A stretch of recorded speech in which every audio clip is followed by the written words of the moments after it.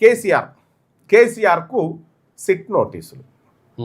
ఎన్ని రోజులు పెడతారో ఈ కథ, ఇంకొక 2 ఏళ్ళు కొనసాగుతాయి.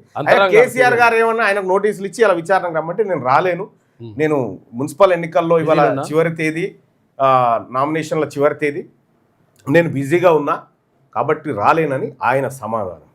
మీరు దయదలిస్తే మేము ఎక్కడ రామంటే అక్కడికి వచ్చి చేసుకుంటాం అని చెప్పి మళ్ళీ రిక్వెస్ట్. ఆయన్నేమో ఒకసారి చూస్తుంది అనేటువంటి ఆయన. ఏం డ్రామా ఇదంతా. నేను ఈరోజు కూడా చెప్తా ఉన్నా ముఖ్యమంత్రి రేవంత్ రెడ్డి గారు, నీకు దమ్ము ఉంటే నువ్వు మొనగానివైతే ఈ కుటుంబాన్ని అరెస్ట్ చేసుద్దాం. ఎవరి కోసం ఆడుతున్నావు ఈ డ్రామా?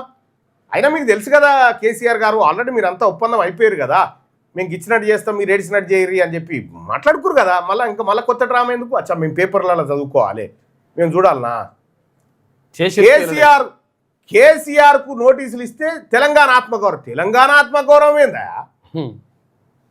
తెలంగాణ ఆత్మగౌరవం కనిపించలేదా? తెలంగాణ రాష్ట్ర సమితిని తీసేసి భారత రాష్ట్ర సమితి చేసినప్పుడు భారత ఆత్మగౌరవం అని రాయాలి.